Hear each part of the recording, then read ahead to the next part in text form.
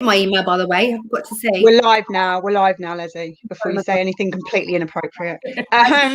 Welcome to another epic Sistr webinar. I always say they're epic. It's nothing to do with me or Sistr. It's because we have really amazing guests on. And this one is one we want to do for a while because it's very much sort of women working in a man's world and challenging the status quo, going in, looking at it, at these industries and saying, no, sorry, but this rule book's bollocks and it doesn't suit us and it doesn't fit us. So we're basically going to rip the rule book up and write our own one to fit us, especially as women.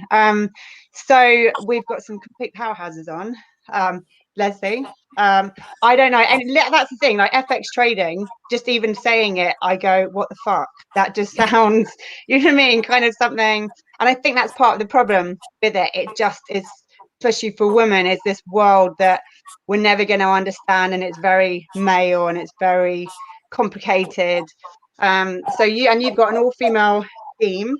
Is it Fortuna FX? Yes, Fortuna FX. Fortuna Trading. And then Farah, who's been on before talking condoms. Background came from investment banking, and then decided to completely shake up the sexual health, well, starting with condom world, having been busted buying condoms in a store by her boss at the time. So everyone's got a starting point. And then the amazing Sam White, who went from sofa and broken leg to absolute global insurance guru, wanting to completely shake up and level the playing field when it comes to insurance for women. So completely different industries, but very similar mindsets of, no, this is pissing me off, this needs changing. So Lesley, you go first into what made you go into what you're doing, and what did you see that went, no, sorry, but bollocks to that? Yeah, absolutely. I think there's a famous Mark Antony quote, isn't there? When your passion, I can't remember exactly, passion to make changes actually burns brighter than your fear of making those changes. And brokers, FX brokers, so we actually help individuals make cross-border payments. So send the money internationally or receive money internationally. We help people do that, and we do it transparently. Brokers are never seen in a good light.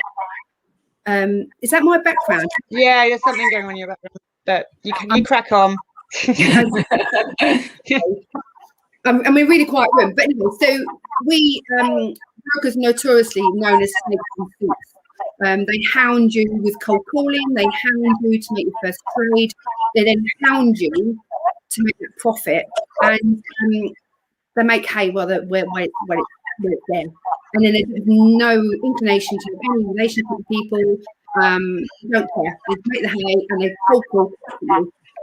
We wanted to make those changes by being transparent, and we actually want people to be educated and trust us to look after them with giving their money abroad and receiving money abroad without being victim of and notorious between 3 and 4%.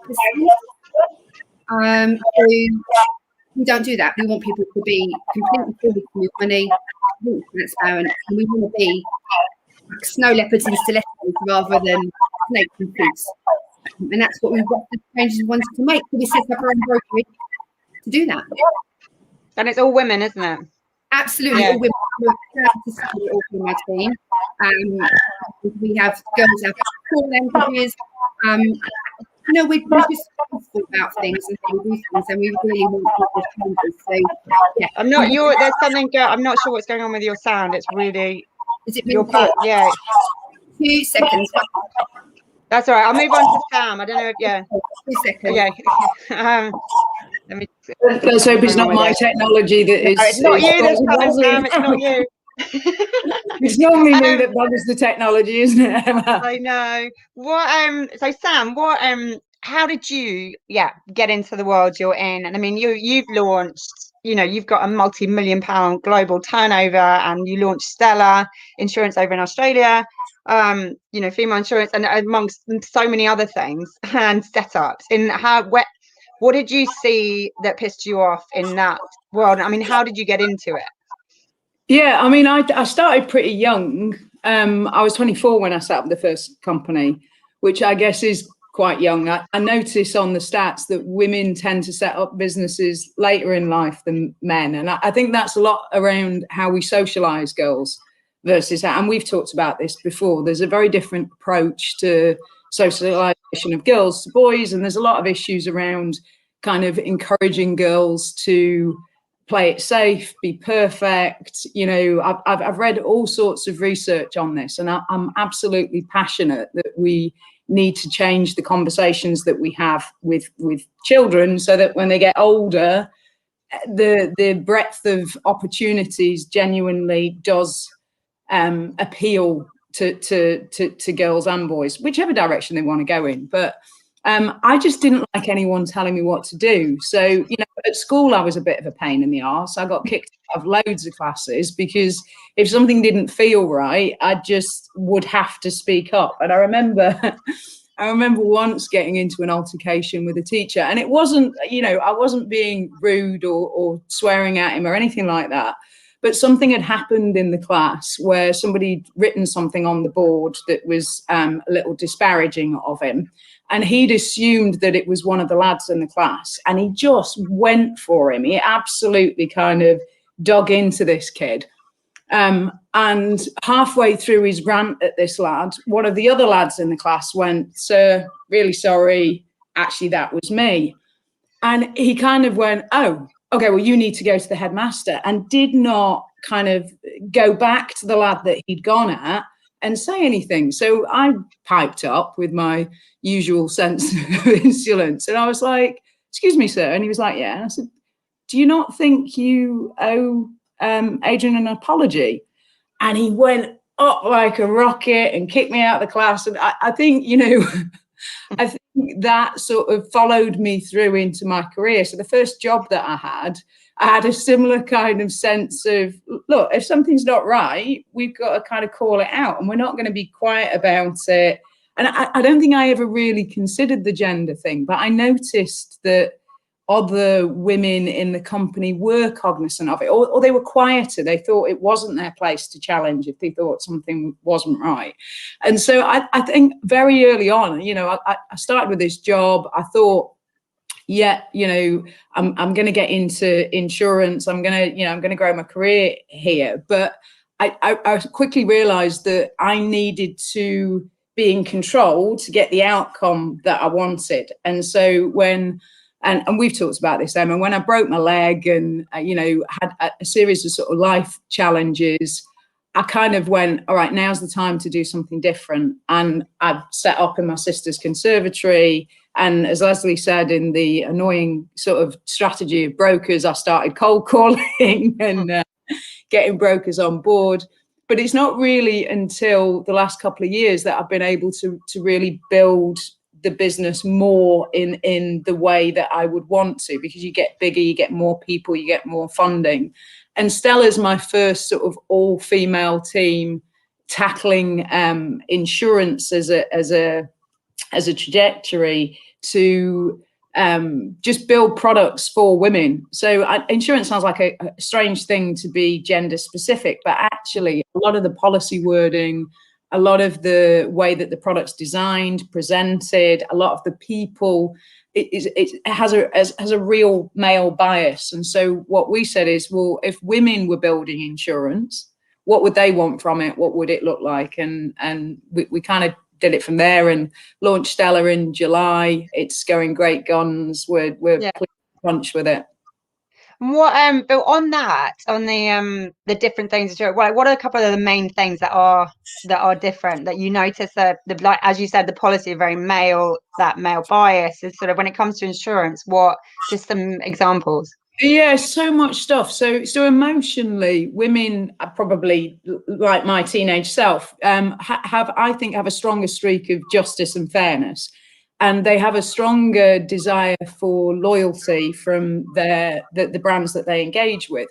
So when we did the research, the biggest thing that women didn't like about insurance was the fact that they felt like they weren't rewarded for good behavior or loyalty to the insurance company. And it's absolutely true.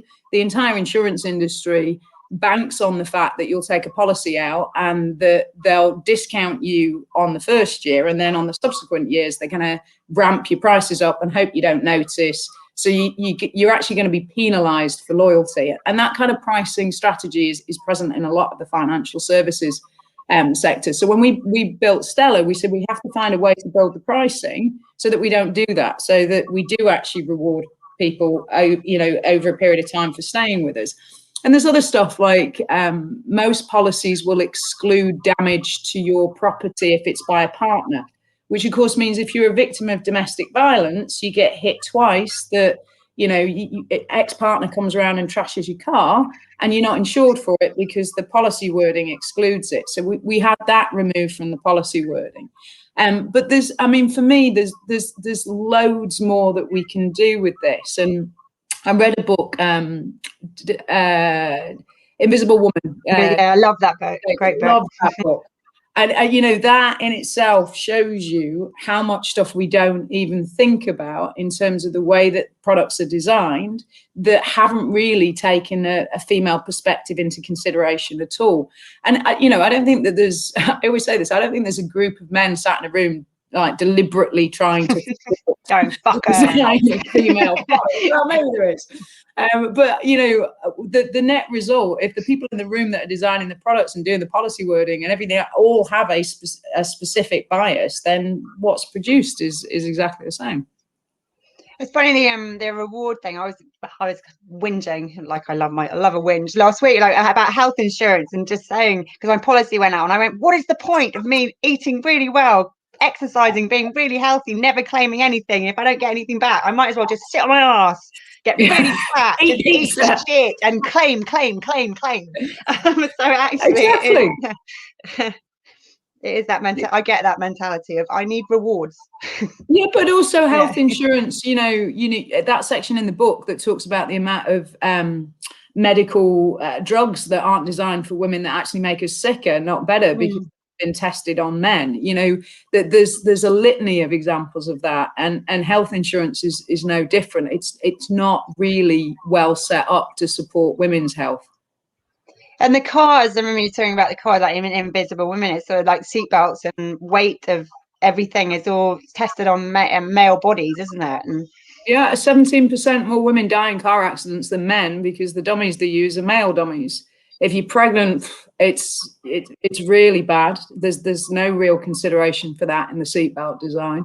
But it just goes on and on and on. And unless we call it out, and unless more women are in the financial services sector, I just don't think things will change. And I get sort of passionate about this because I get that insurance is boring. I'd much rather be in the condom trade like Farah or sex industry like you, Emma. I said that the first time we met on the panel. I was like, what, really?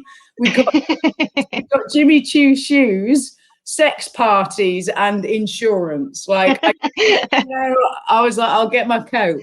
I would love to be in a different industry, but actually I think that getting more women into the financial services sector, because there is so much money in it, and then with the money makes the rules, is really, really important, because that's where we want to see more representation.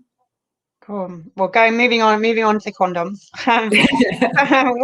Because you were in investment banking, so how and why did you jump? Clearly not the linear career progression that I'd planned for when I was younger.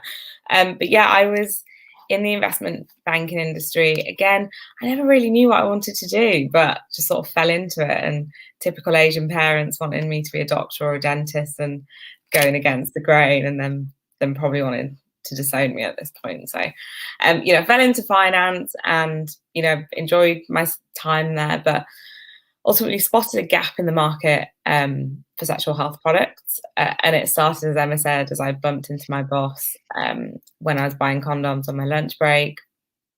I had a pack of condoms and my Boots meal deal and deodorant and anything that could cover this pack. And lo and behold, my boss was there. So, it got Sarah and myself, Sarah's my co-founder, thinking, why for decades have these products been designed with men in mind? They're garishly packaged. they promote a man's conquest.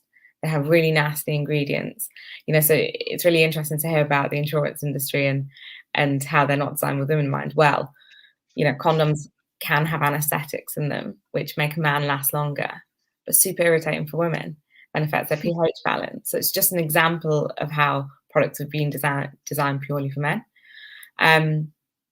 So yeah, we dissected the market and found that no one was really offering a product for women. More and more women are choosing not to be on hormonal contraceptives or delaying motherhood for their careers. And condoms just were so garish that actually as a woman, you're baffled by the choice. Just like I was, and you want to be in and out there as quickly as possible, the condom aisle that is. And it was it was a light bulb moment for us. So we researched the market, we spotted a gap, we surveyed 2,000 women to find out what they wanted out of a condom product, and for us, really, that was me then going back to my family, make sure they didn't disown me, and for me to tell them I'm going to spend my life savings on Johnny's instead of a house or something. So to back it up with research was key. And yeah, the output was Hanks. Women care about what they put in and on their bodies, just like they do with skincare. They care about sustainability. They don't need something bright or pink and girly. They just want neutral, chic packaging. And a brand that has a tone of voice that's, very real and relatable. So, we launched in 2017, like I said, no previous background in the latex industry or sexual health of sorts. Sarah actually is a gynecology doctor, so she has a lot of experience with sexual health, obs and gynae. But I think my background in finance and being in a male-dominated environment probably helped prepare me for the startup landscape and having thick skin, I'd say. So that's probably where I draw the similarities there. What when you were in investment banking, because obviously that's very male. Look, when you look back on it now and being in that, because the other two have kind of spoken about that and the way things very male biased and the way it's sort of the structures and everything is. What stands out to you that you would say in that world needs changing or pisses you off, that you look at and go, that's not right and that wasn't right and that needs fixing? I mean, I can't speak specifically, and I have to say, when I was working there, I think they did a really good job of trying to encourage diversity and having more women on the trading floor. There were women's groups, etc. So I do think they were making a conscious effort, but the proof's in the pudding. The majority were men, and I mean, that's just what you see. And I don't know whether that comes down to a hiring process or management feeding down messaging from the top, because maybe it's to do with risk appetite too as well. They say that when men and women apply for the same role, even if there's stuff in the job description that they've never done, men just BS it and say like, yeah, I can do this. Whereas women actually look and they evaluate and say, well, I haven't done this, and they're very honest and fair.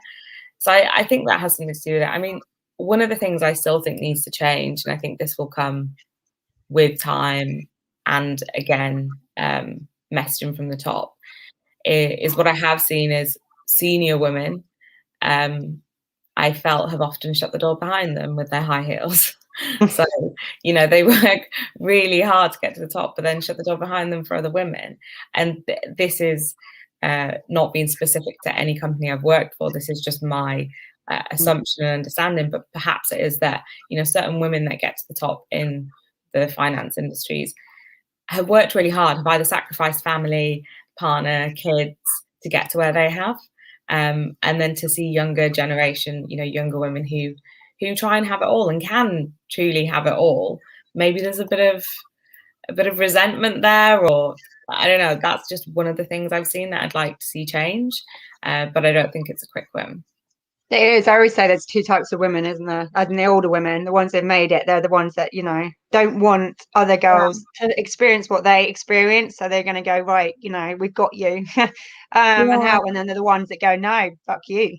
We had it hard, so you can have it hard, and we don't want to help you. Well, exactly. But then when is it ever going to change, right? If that's the attitude that's, being fed down from the top, then, women of our generation, if we ever get to that position in certain big institutions, will we feel this? It's a real challenge. I understand the difficulties women have faced to get to the top, but if you're not willing to share or, throw the ladder down and help someone else, then yeah. I think, do you think, well, Lesley, what do you think on it, that the when, you know, I'm 43, and back, you know, 20 years, I, like Sam, started early when I was about 24, I think, and back then it felt that there was only a certain few spaces for a girl, that, you know what I mean, we were competing for certain, you know, a certain amount of spaces, whereas now it's a very equal playing field, and actually we shouldn't, there, it's that changing that mentality of competing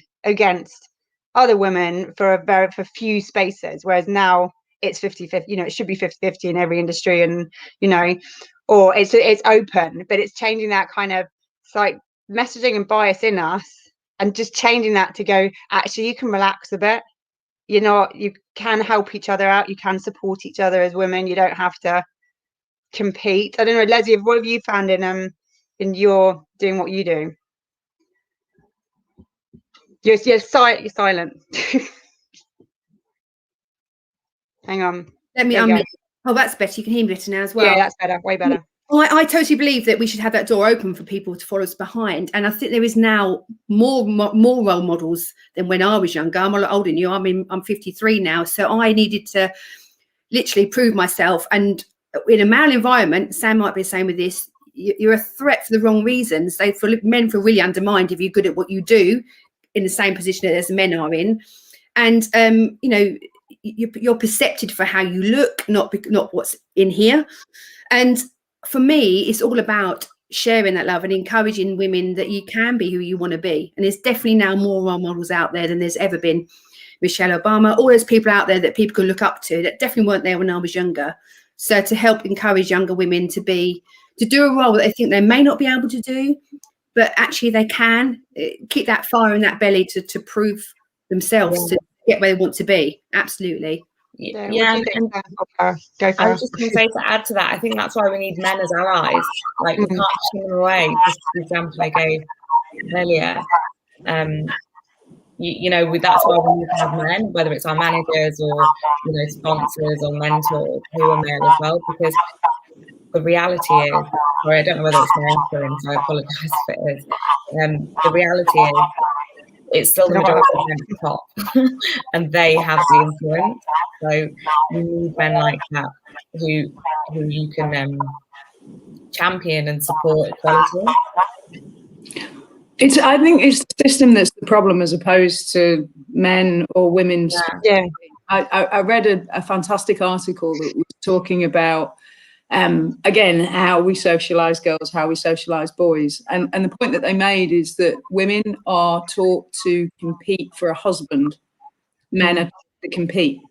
And the challenge that I've seen in working environments, it's all, you know, I do go back to, we're all just shaved monkeys, you know, it's, I do. I think Chimp Paradox is the best ever written. We think we're so much more evolved than we are, but there is certain sets of circumstance that people deviate towards. And I think the challenge that I see is that if you say that predominantly still men are in a position of power, so a guy comes into the room and he's the guy that's in power, I've seen women kind of compete over each other to get the attention of that male in power.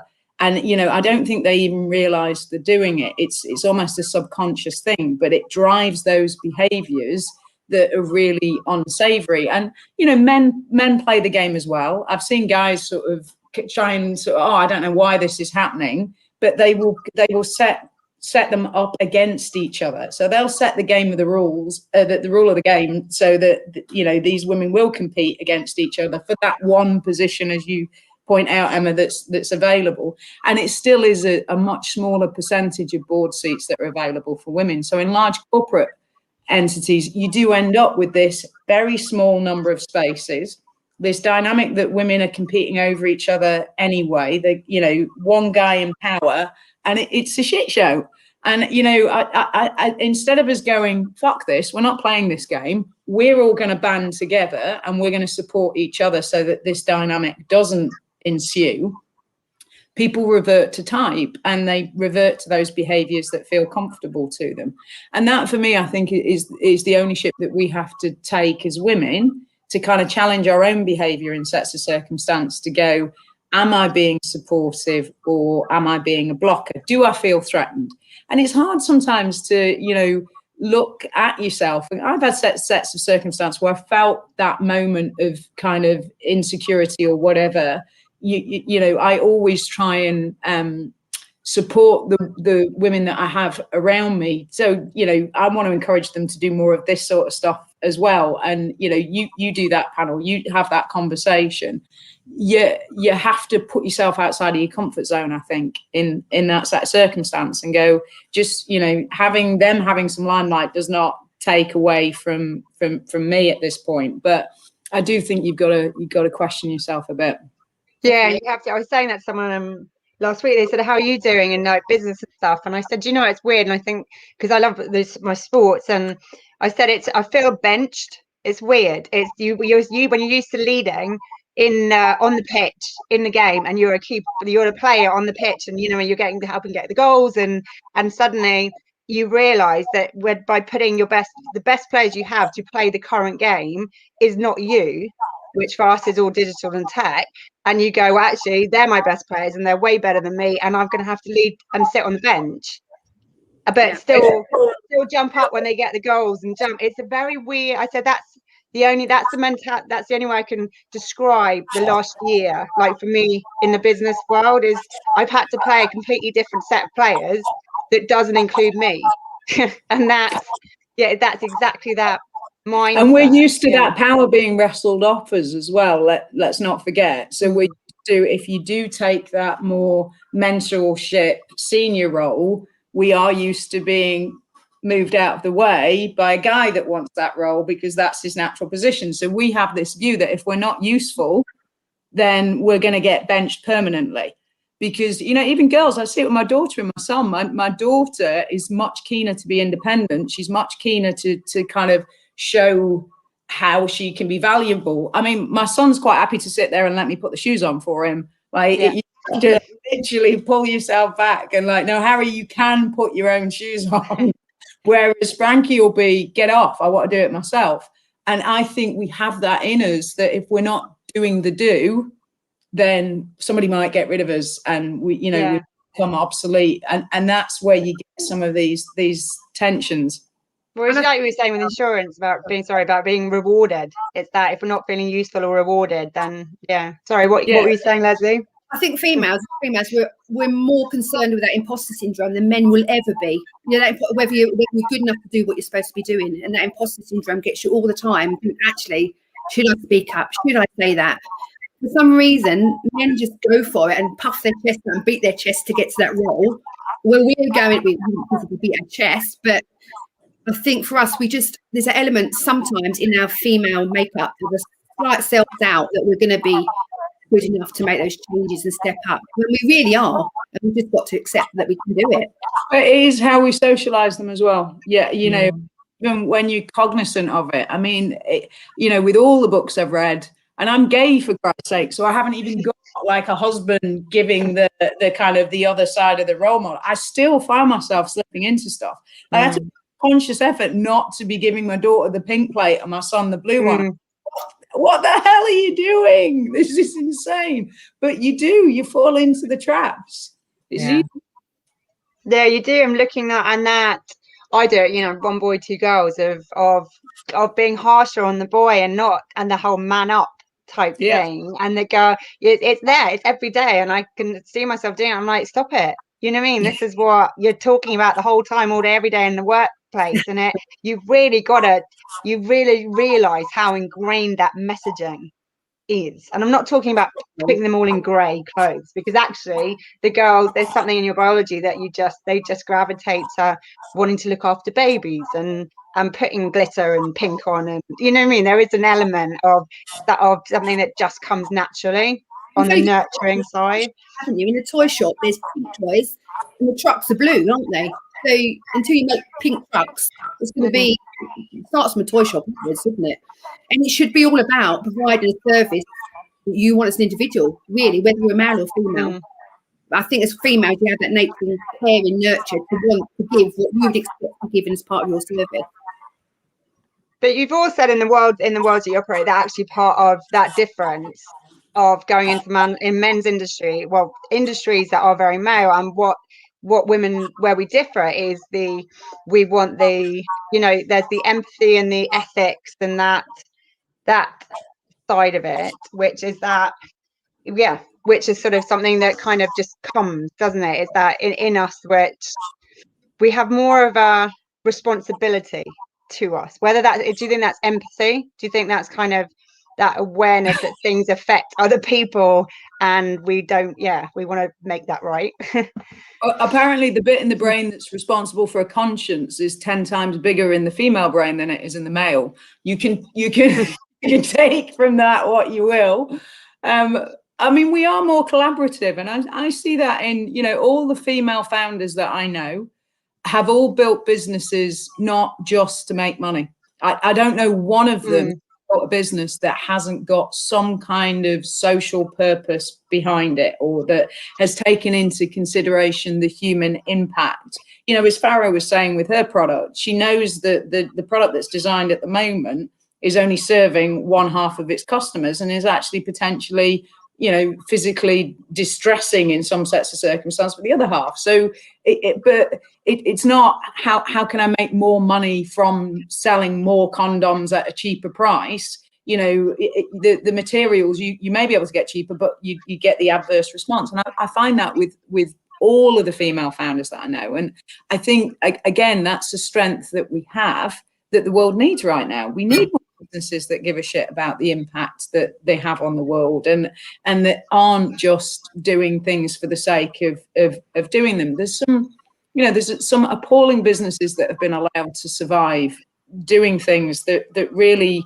make no sense to anybody. I don't know if you watched. Did you watch the satire Greed? Have you seen it? I've heard about it. I've heard of it. The film. Yeah, I saw it on the plane at Christmas. I watched it on the plane. How good was it?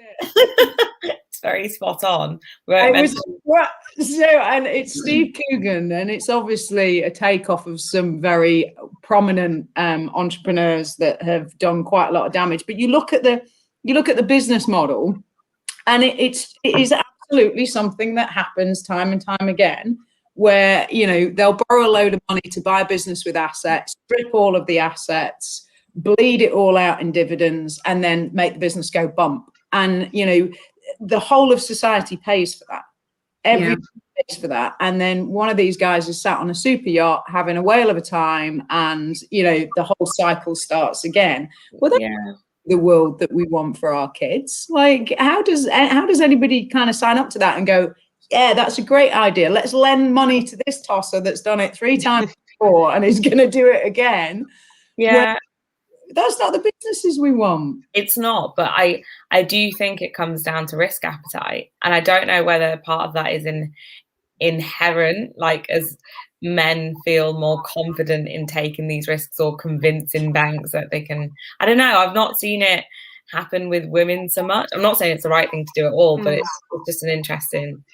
Do you think? Sorry, go on, Emma. I was going to say, do you think, you know, we're very, and a lot of these kind of panel chats and stuff, and and I don't really like it, is that it's, even though we're doing it, the kind of whole man, female, but actually do you think a lot is masculine and feminine traits? So, for example, like I was like you, Sam, we questioned everything. We were like disruptors at school, questioned everything. And I always say, I never got the memo when I was 24, the female memo.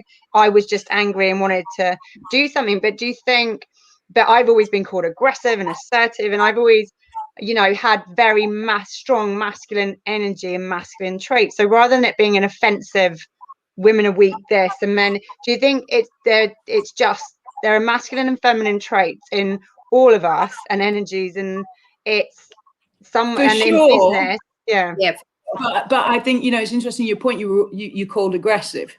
Men are as go-getting as you are called, you know, assertive, you know, great businessmen, you know. So I absolutely think there are male and female traits in men and women. I know lots of soft, gentle men that, you know, want to be nurtured and taken care of, and we don't necessarily encourage that in men, and they are, they have their own battles the other way, that women will go, that's not the kind of guy that I want as a relationship. But I think the system, the game, the society that we live in doesn't encourage that behavior in women as much as it does in men. They don't revel in it. I was lucky enough. I had a bit of a disastrous childhood, but my dad was always sort of very much encouraging of those bad traits, because he wanted me to be spirited and he wanted me to challenge things that I didn't think were fair or right. So, he formed into me and my sister as kids. The poem, when they came for the blacks, we walked away. When they came for the Jews, we walked away. And when they came for us, there was nobody left to stand up. It's a lot longer than that. But he gave it to us day in, day out. And he was like, if you see anybody in the playground being, treated badly or whatever, you need to step. But a lot of parents, with daughters are concerned with keeping them safe. This whole debate recently over the last few weeks has been, what's the messaging? The message is, we need to be careful. We need to, not go out at night and don't put yourself in vulnerable situations, as opposed to, what's the behavior that's actually hitting women from the other side. And it's all of that stuff that compounds that issue, I think. Yeah, you were saying about the men and the traits. For men, are successful. They're great leaders, but for women, the game changers. It shouldn't be that way, should it? It should just be good at what we do. But because we're female, we want to make those ripples of change. We're then sort of labelled slightly differently, aren't we? It's really funny. So my mum is a feminist. She's a bit of a trailblazer in her own space. Shunned from the community, probably because she was like one of the first that wore trousers and was Asian, had a job in the 80s, and we grew up north and there weren't many Asian people in the town that we grew up in. So she's had her own challenges, many, and she's sort of raised me to be like very much an equalist, all the opportunities that your brothers get, you get too. And I've been raised I'm the youngest, but I've been raised by two brothers. So I've grown up. Sorry, this could be my background. Don't worry. I don't know what it is. Don't worry. We can hear you. Good. So I grew up sort of fighting with my brothers for the sake of Mega Drive and like playing on the N64 with them, and they climbed up trees, I climbed up trees. I've sort of had this ingrained in me, like, if someone says no to me, I need to prove them that I can't. Like, it's not a no, I can definitely do it if anyone else can do it. So I have that sort of gumption and drive, and I get that from my family. But recently, my mother has sort of, to what's happened a few weeks ago, has but sort of been like, you need to be safe. And I was like, Mum, what do you mean be safe? We need to train. We need to be instilling this in the boys in our life. And I don't know whether that's because she's obviously had a couple of decades in this and has seen things aren't changing as quickly as she'd hoped. I mean, the challenges she's faced, I'm sure, she's very similar to me at when she was young, but maybe she's not saying, look, things aren't changing as quickly, and it's not a quick win that we can just change. I had exactly the same debate with my dad. The same debate with my dad, and he said, I wish it was different. Yeah, it's not. And as a result of that, people do need to take more care. But it does show us that we haven't come anywhere near as far as we want to. And one of the conversations I was having with my partner is, those conversations that you have with your kids when they start going out and drinking. If we're really honest, how many parents have a conversation with the son when they say, look, lad, when you're out and you've had a bit to drink, and there's women at the party that have had a bit to drink, you need to not push yourself on them sexually. To make sure that you get consent. We don't have that conversation with the boys. We say to the girls, be careful, don't drink too much, don't leave yourself in a vulnerable situation. But we need to be having conversations with boys saying, don't be a rapist. Totally right. Yeah, absolutely. And that's the stark reality. We're just not where we should be, and that's really sad. Like, I'm not saying that therefore we give up. Like, we're doing even more than we did before, but maybe it's a generation thing, our parents sort of spotting on that, which is a shame. But you're right, I think it's having those awkward and uncomfortable conversations. I mean, I'm not a parent, so it's easy for me to say all of this, but it's terrifying. I know you guys have sold it really well to me. But I mean, I would hope that parents should be able to have these awkward and comfortable conversations with their sons as well. Agreed. Yeah. I don't think we've got there. And one of the things that I have found encouraging over the last few weeks is that we're starting to raise these issues. The question of language is starting to really come up. And I think that's the only way that we're going to change it, is if we stop and think about that stuff when we are engaging. And we do need to do it. I mean, I loved that. I know it was cheesy, but I loved that Gillette advert. You know, the one, is this the best that men can be? Yeah. Spectacular. Because that is, to your point, Farah, in terms of allies, for me, it's about encouraging men to want to support in solving the problem, as opposed to you're all a bunch of bastards and we're cutting you out. What we're saying is, guys, this really isn't okay. Can you also support this, whether it be in your own behaviors or in when you're seeing those behaviors in other guys? And that goes for work environments, home environments, wherever.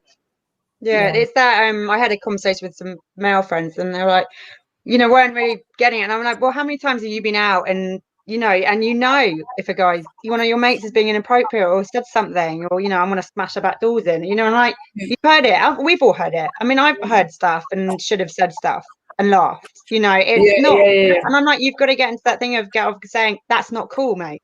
Whether that's in the work environment or not, but it's the same in in the industry, like industries you're in, or if you are in male industries, and a lot of the sister members are, and they feel afraid to say anything. I think actually the male allies need to go, well, no, what do you think? Or sort of don't shut her down. And we don't want to be, I found myself in that situation so many times, Emma, and the stuff, when you look back on it, you kind of go, this is really not right. I mean, I have kneed at least 3 guys in the balls over, when I, not recently, but in my on nights out, and it's like that's not okay. I can't. There is not a single occasion over my entire history in business that that I would ever have felt it appropriate to make an inappropriate sexual remark to somebody. And this is the thing, that we tolerate stuff that we shouldn't tolerate because we don't want to be seen as a party pooper. We don't want to be seen as the misery that's kind of challenging stuff. But when you step back from it, you go, actually, no, it is not okay. And it's perfectly okay to go, come on, guys. Like, speaking up more now as females, aren't we, more than we've ever done? It's a long way to go yet. But you're right. We should be able to speak up when we think something's not right. And the mouth should talk to each other and say, like you said, Emma, hang on, this is just not. And in the workplace, as socially, still that caveman instinct is there, isn't it? Yeah. And do you think... Sorry. Going. I would say, do you think it's not controversial, but there is an element of, like, the industries you're in, and when you say, Farah, you mentioned it at the beginning, that kind of, when you see a job advert or you go for a job, if there's a tiny bit of us that thinks we can't do it, then we'll go, oh, we can't do it. You know what I mean? We undersell, and men will go, even if they're 50% capable, they'll oversell and go. Do you think, how much of it is actually on us to actually, it's our confidence, it's us changing, just backing ourselves? You know what I mean? Actually, it's not about the men, it's actually going, well, how much actually is on us holding ourselves back and making excuses? Yeah, I think that's a really fair point. I think to an extent we need to back ourselves, and the only way we're going to be able to back ourselves is by seeing examples of this with other women who are doing this, or having allies around us, men and women. I think it's really interesting. So obviously, having brothers and being raised by them, I'm quite thick-skinned, I think, and I see it across my friendship groups, especially girlfriends who have been raised, who only have sisters. Even as I've grown up, sort of seeing, how easily offended they get or hurt. And I'm not making any judgment on this, but equally in the workplace with other women that I've worked with, or certain tasks and scenarios where very much, well, yeah, you know, let's just do it. And other ones like, oh, I'm not sure. And it's so interesting. I do think it has a lot to do with not the way you're brought up, but you know, the people around you, the stuff you do to bring your confidence up, the things you listen to, etc. And it is a bit like you need to be your own hype woman. Yeah, yeah. I've read a Glennon Doyle book recently. She's phenomenal, isn't she, Glennon Doyle? And she had a story of her boy's birthday party. She went in the room, asked who wants pizza, and all the boys, hands up, you want pizza. The girl, 13-year-old, silently looked around the room, silently nominated another girl to go, no, I think we're okay, actually. One girl. But even from that outset, the boys knew what they wanted, and the girl was had to ask their friends what they wanted. And I do think, to an extent, like probably having certain upbringings guide you in a certain way. You know, if you've, I'm not saying if you've suffered, but if you've had certain scenarios that have meant you've had to toughen up from a young age, that probably helped too. And not everyone has to deal with something, you know, horrible or disastrous growing up. But, you know, I think it's, I don't know, just being around people who are wholesome and having different viewpoints and empathy and understanding and confidence, just having good people around us, hopefully that can help bring you up. But yeah, you're right, equally, just hype yourself up. Just literally walk into the room and pretend you're like, think you own it, even if you don't. 100%. It's got to come from us as well as blaming the men around us almost, hasn't it? We've got to stand up for ourselves too. Yeah. What's your advice, Sam? Oh, I'm absolutely for backing myself, and I have a ridiculous attitude towards risk. But you know, I'm dyslexic, and apparently dyslexics have no real concept of risk. It's one of the sides of the dyslexia. You struggle with your perception of risk, which is why so many entrepreneurs are dyslexic. So maybe we need more dyslexic girls. I do absolutely think it's on us, because ultimately nothing is unless you change. Right? And I recognize that the game is rigged. It is, and to say that it's not would be very naive. But that doesn't mean that you can't win at it. You just have to keep going at it. And there will be, there's been loads of studies that show that, you know, you'll be approached differently if you handle things a certain way as a woman. But what I found is eventually they'll concede. Like, eventually they have to. Everybody always says about me in the industry, you're relentless. Yeah, absolutely relentless. I just will not give up. And eventually they get exhausted by me because they haven't got the same resilience, because probably they haven't been rejected as many times and they haven't had as much shit. So I kind of go, all right, it may be tougher as a woman, but if every day I wake up in the morning and I go down to the gym and I look at all the equipment, but I don't lift anything, I'm not going to get any stronger. And I think as women, because we have more obstacles, if you keep just pushing through them, the level of resilience and strength that you'll have, as opposed to somebody that has an easy ride of it, absolutely you. And I found this during COVID. I've got 190 staff. Our sales volumes in one of the business areas dropped to 20% of the usual. It was an absolute shit show, but we as a team got through it, found solutions, moved through. If I'd not had to kind of really work as hard at things as I have, I don't think that would have happened. It just wouldn't. So I do, you have to take the good out of it, don't you? So I think there's a real power to things not being quite as easy as you might hope. Yeah, and do the work, isn't it? It's that making it. I've heard so many people sit and make excuses that, well, I can't do it, or well, and all use the rigged against you. Well, I'm never going to be able to do it because I'm a woman, and it's not. And it's like, well, actually, it gets to a point where you just need a good bitch slap. You're the girl for it, Emma. Exactly, and that's the thing. I've had a few people want to be mentored, and I'm like, okay, just this is my approach. So if you want some softly kind of cotton wool help, it ain't gonna happen. It's got to be work hard, and you have try not to use that female block that you are a woman and we can't do this. It has to come from in you, and you're right, male and female genetics. You have weaker men and stronger men, and you have weaker women and stronger women, and if you want to make those changes, you just, like Sam said, get off your backside and just do something about it, for sure. Yeah, and do you know what? There's a saying that I love. If it was easy, everyone would do it.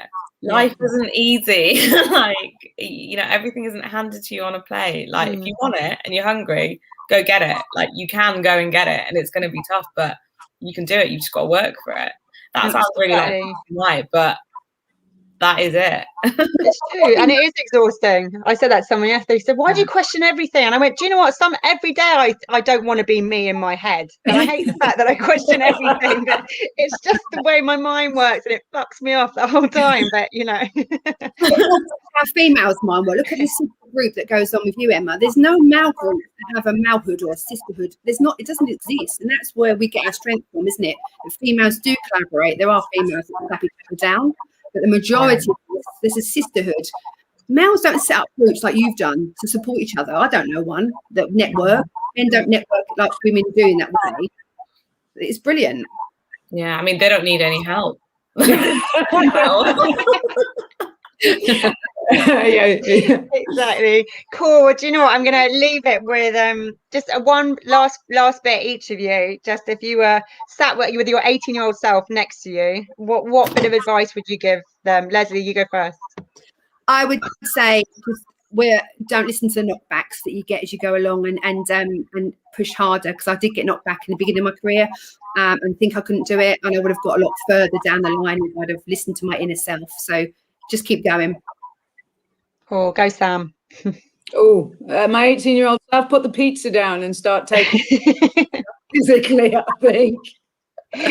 I know self-care, I think, for me is an absolute bedrock of kind of keeping your shit together. So joking aside, I think, yes, I would encourage more self-care.